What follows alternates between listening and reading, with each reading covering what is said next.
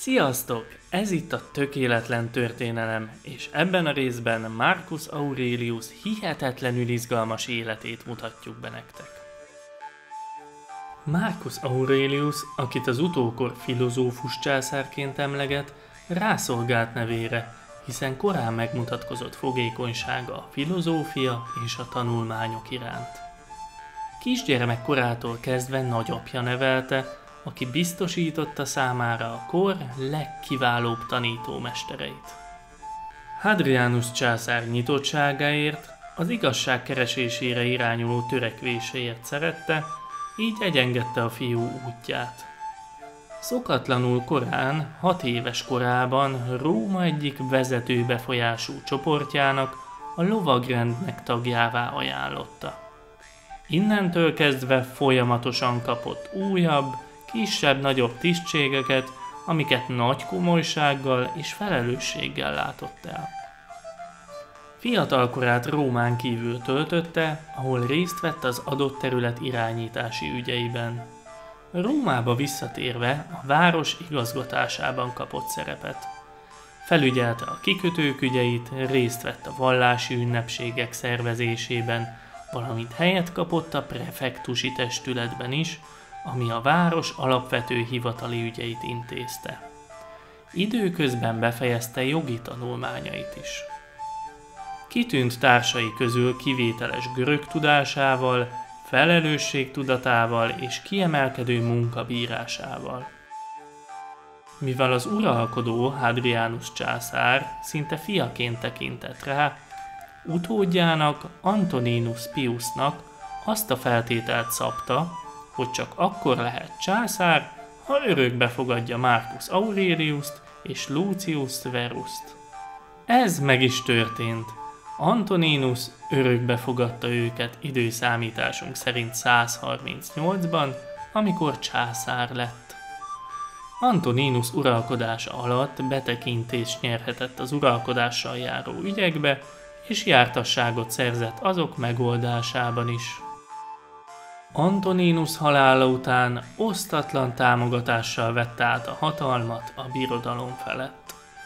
Azonnal társcsászárrá tette Lucius Verust, akivel teljes egyetértésben kormányozta Rómát. Kettejük között annyi különbség volt csupán, hogy a vezető főpapi címet egyedül Marcus Aurelius viselte. Lucius Verus az ázsiai provinciákat irányította, Marcus Aurelius pedig az afrikai és európai provinciák felett gyakorolt hatalmat. A társcsászárság intézményének létrejöttét az is indokolta, hogy uralkodásának egész idejét végig kísérték a háborúk. A hadsereg élére pedig olyan nagyhatalmú és tekintéllyel bíró személyt kellett állítani, akinek a parancsait kérdés nélkül végrehajtják, valamint aki nem arra használja a hadsereget, hogy megdöntse a császár hatalmát. Lucius vezette tehát a keleti légiókat a pártus birodalom ellen. A hadjárat sokáig tartott, de Róma győzelmével ért véget, amit a két császár diadalmenettel ünnepelt Rómában. Örömük azonban nem tartott sokáig, mivel a hazatérő sereg keletről magával hozta a pestist, ami Lucius halálát is okozta. A járvány a lakosságot és a hadsereget sem kímélte. Lucius Verus halála után 169-től Marcus Aurelius egyedül uralkodott tovább. A birodalommal dúló pestis járvánnyal párhuzamosan indult meg a Rajna és a Duna menti germán törzsek támadása a birodalom ellen. A gótok és a burgundok elől menekülő germán törzsek bebocsátást kértek a birodalomtól, és amikor ezt megtagadták, elkezdték elfoglalni a római birodalomhoz tartozó földterületeket. Ezek a törzsek erősebb királyi hatalmat hoztak létre, és folyamatosan növelték hadseregük létszámát a csatlakozó környező kisebb törzsekkel. Együttesen hatékonyabban vették fel a harcot a római légiók ellen. Áttörték a Duna vonalát és elfoglalták a mai Szőny városát. Ezután tovább nyomultak és felgyújtották Aquincumot, majd Aquileát is elfoglalták. Marcus Aurelius, hogy a hadiköltségeket előteremtse, elárverezte a király kincstárat, és így indult Pannóniába, ahonnan az ellentámadást indította. Felszabadították Aquileát, és a többi törzs is megadta magát. A béke értelmében a lever törzsek kötelesek voltak a Duna bal partját is kiüríteni, ahol római erődök létesültek. A keleti területekre küldött hadvezér Avidius Cassius, aki az ott lázongó törzseket leverte, fellázadt a császár ellen, magát császárnak kiáltva ki. Ez az esemény meggátolta Marcus Aureliust abban, hogy tovább növelje a birodalom területét, mivel a keleti provinciákba kellett mennie, hogy az ellencsászárt leverje. Cassius azonban hamarosan elvesztette támogatottságát, és saját hívei gyilkolták meg.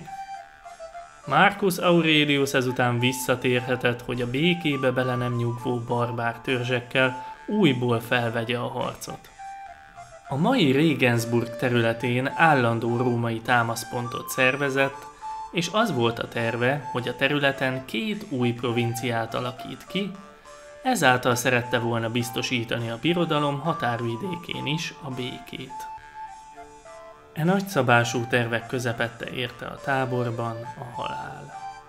Valószínűleg a táborban dúló pestis járvány okozta a császár halálát. A császári cím fiára, Commodusra szállt, akit még életében társcsászárrá tett. Választása nem volt szerencsés, mivel a fiatal örökös nem sokat birtokolt apja erényeiből.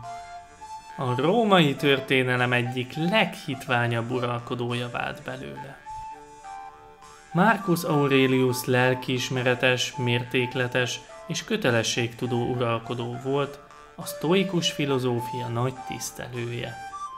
Híres írása, az Elmélkedések, a pannóniai hadjáratok során összefűzött napló részleteit tartalmazza, ami egyike a világirodalom legolvasottabb munkáinak.